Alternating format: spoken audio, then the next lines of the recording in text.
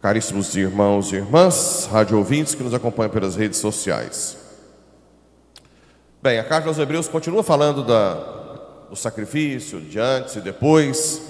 Vocês lembram que antes era com animais, os animais não têm dignidade para restabelecer a justiça, era necessário que fosse o próprio Deus dar a vida. Também aqui fala que muitos levavam os animais e não reconheciam os seus pecados e não queriam mudar de vida. Hoje não tem mais necessidade de animaizinhos, mas muita gente continua vindo à missa, mesmo que não tenha mais que trazer animais. A única forma de se participar da Santa Missa no sacrifício é a sua vida unida ao sacrifício de Jesus no altar.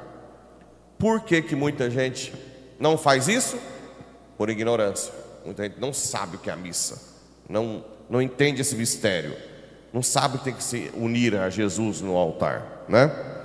Depois aqui fala: tu não quisestes vítimas, oferendas, holocaustos, sacrifícios. Não são os sacrifícios de hoje que Jesus não quer, são os sacrifícios de animais, os holocaustos. Isso já chega, nunca mais.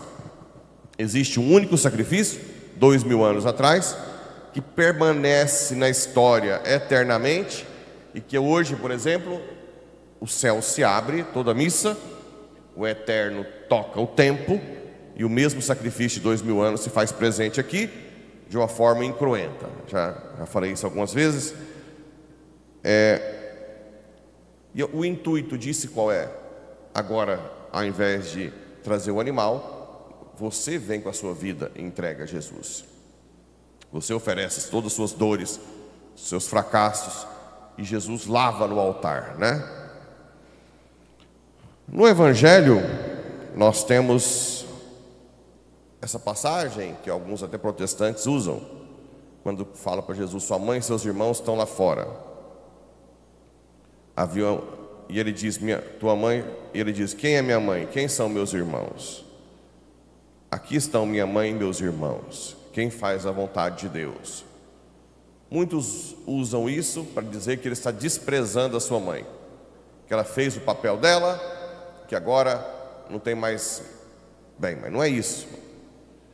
Primeiro, o que Jesus está dizendo aqui é: existe um vínculo familiar conosco. Deus quer que nós sejamos sua família. Deus quer que nós participemos da sua divindade. O projeto de Deus para nós, apesar da nossa miséria, é grande. Imagina, os santos do céu têm coroas, participam da divindade de Deus. Ele nos leva muito a sério. Nós não vamos estar no céu como funcionários, escravos. Não, filhos. Então Jesus, isso para a cabeça deles não era comum na época. Jesus quis mostrar que o vínculo familiar forte está na santidade. Quem for santo aqui realmente vai participar de uma forma extraordinária da família de Deus. Esse é o intuito. Claro que quem mais participou dessa família de uma forma perfeita? Maria. Ela entrou na Trindade, ela é mãe do Filho, esposa do Espírito, filha do Pai. Ela entrou na Santíssima Trindade de uma forma perfeita. Ela é a criatura mais bela, né? Então é rainha do céu e da terra. Mas nós também podemos participar. Então Jesus quis estender o vínculo familiar a não somente carne e sangue, mas principalmente espiritual, o batismo e a santidade. Porque também, se for batizado e depois não ser santo, não vai para o céu, né? Tem que ter a santidade. Ou seja, por isso que vem o Salmo. O Salmo: eis que venho fazer com prazer a vossa vontade, Senhor. Esperando, esperei no Senhor. Fazer com prazer a vontade. Como é que a gente faz com prazer? Quando a gente morre para nós mesmos e deixa o Espírito Santo agir. Porque naturalmente a gente não faz. A nossa carne, ela é concupiscente. Ela tende ao pecado. tende ao erro. Para ir para Deus, nós temos que fazer esforço. O banho-maria não existe na vida espiritual. Quem não se esforça, piora. Quem não se esforça, piora. Esse é um fato. Nós temos que lutar. Você tem que lutar para estar aqui hoje de manhã, lutar para segurar a raiva em algum momento, lutar para fazer o bem, lutar para vir ao Santíssimo, lutar para tirar o tempo do terço, lutar para ler a Bíblia. Nós temos que fazer esforço. Ora, o que na vida não precisa de esforço? Você fazer faculdade, tem que estudar, né? Depois, para ser um bom profissional, tem que estudar, tem que treinar, tem que ralar. Tudo tem que ter isso. Para ganhar uma medalha de Olimpíada, nem se fala. Por que quer ir para o céu sem esforço? Por que tem que ser sem? Não. Até São Paulo disse: muitos buscam, se esforçam com a coroa perecível, como as medalhas, né? E não se esforçam com a coroa imperecível, que nunca ninguém vai tirar. A coroa do céu ninguém vai te tirar, né? E mais uma vez, eu já expliquei algumas vezes, por que chama irmãos, seus irmãos? Jesus teve irmãos? Não. Bem, em hebraico não existe a palavra primos, e algumas outras, mas então eles têm mania de falar a palavra irmãos para parentes próximos, né? Por exemplo, para falar primo, tem que falar ben dod, que é filho do tio. Filho do tio. Então não dá. Não existe a palavra primo. Irmão é ar, que quer dizer toda a família próxima. Bem, em grego tem palavra primo, mas o autor quis usar a forma que eles falam. Chama influência semítica, ou seja, se os judeus falam irmãos para todo mundo, ele quis escrever em grego, porque o evangelho foi feito em grego, né? Ele quis escrever em grego irmãos, adelphos, né? Primo é anepsios, irmãos, adelphos, mas ele quis que a influência semítica.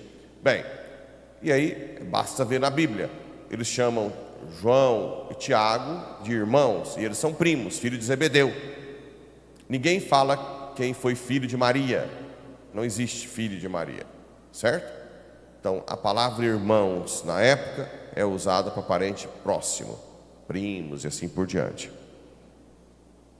Também quando Maria estava aos pés da cruz com João, que é primo de Jesus, filho de Zebedeu, né? Jesus entrega Maria para ele, não para um irmão. E fala que João acolhe Maria em sua casa. E realmente Maria mora com ele em Éfeso por um tempo, né? Essa casa inclusive pode ser visitada, a casa de Maria em Éfeso. Éfeso acho que já não existe mais, mas existe lá a casa de Maria, que morou com São João. Então, se tivesse um irmão, né?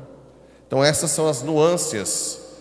Maria, não se esqueçam que ela é virgem antes, durante e depois do parto. Só teve Jesus, viveu a castidade total com São José.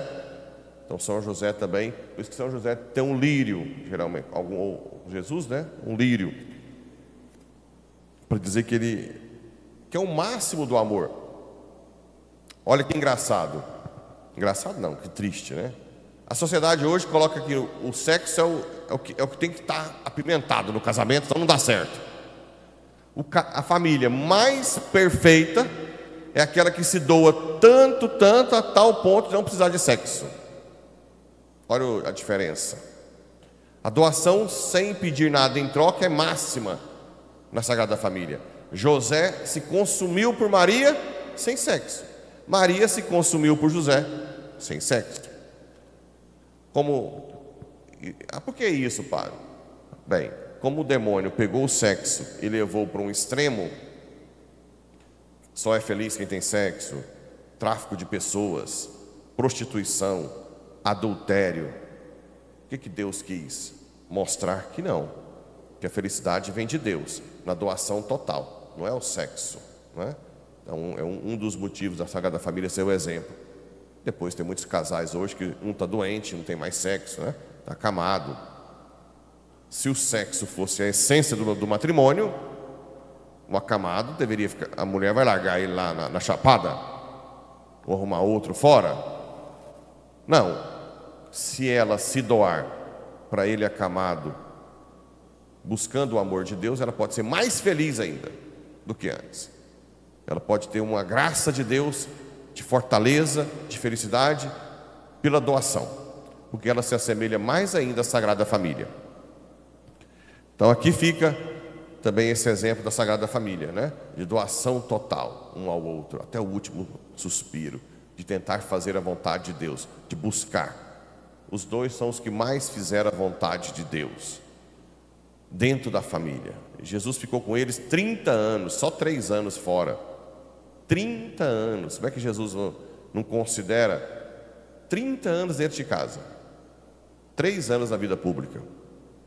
Mais um motivo que a família é a essência do cristianismo, a igreja doméstica. Por isso que o demônio ataca hoje a família, né? Usando esses grandões aí para financiar ideologia de gênero e tantas coisas mais. Sexo precoce em crianças, troca transgênero. Tudo isso não é nada pensando na pessoa. Eles querem destruir a família. As pessoas que entram nessas coisas, quando entram em depressão, quando sofrem, não tem apoio desse povo, tem apoio da igreja, né? Então fiquem espertos. Eles não estão pensando no bem dessas pessoas. Eles falam que a igreja é homofóbica e eles não, pelo contrário, eles estão pensando em destruir a família e usando massa de manobras, né? Que São José e Nossa Senhora nos ajude a viver cada vez mais a Sagrada Família. Assim seja.